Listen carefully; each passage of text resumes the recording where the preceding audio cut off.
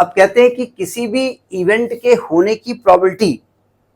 अब हेडिंग से probability of occurrence of an event, मतलब आपसे पूछा जाता है कि प्रोबेबिलिटी कहां से कहां तक लाई करती है। देखिए अगर मैं कहूं कि भाई एस सैंपल स्पेस है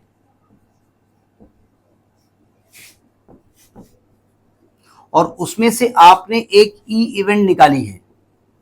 तो आपने क्या किया होगा, या तो आपने सैंपल पॉइंट ए को नहीं लिए होंगे, हो सकता है ना भाई, आपसे कहा जाए एक डाई फेंका हमने और उसमें 7 आने की प्रोबेबिलिटी निकालो, तो क्या 7 उसमें आएगा, नहीं आएगा ना। तो आपकी जो इवेंट है ना, वो इवेंट है या तो वो 5 होगी, 5 का सबसेट होगी,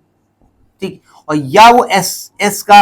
ये होगी ना, event is the subset of 5 and S is the subset of E, यही होगा ना।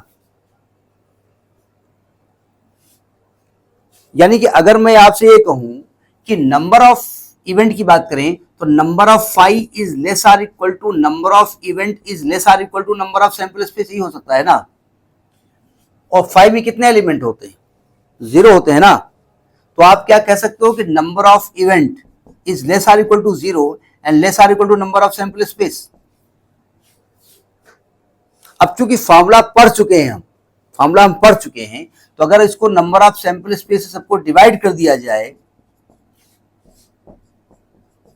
तो ये तो 0 हो गया, is less or equal to probability of an event is less or equal to 1, यानी किसी भी इवेंट की प्रोबेबिलिटी 0 से 1 के बीच लाई करती है। ये इसको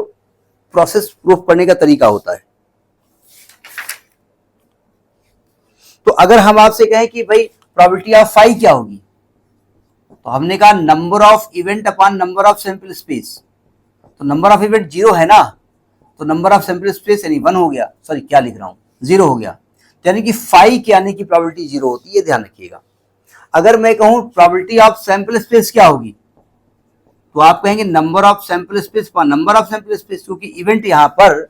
सैंपल स्पेस के बराबर है तो इसकी प्रोबेबिलिटी क्या होने वाली, 1 है। यानी किसी भी 5 की जो प्रोबेबिलिटी 0 होती है और प्रोबेबिलिटी ऑफ एस 1 होती है, ठीक है।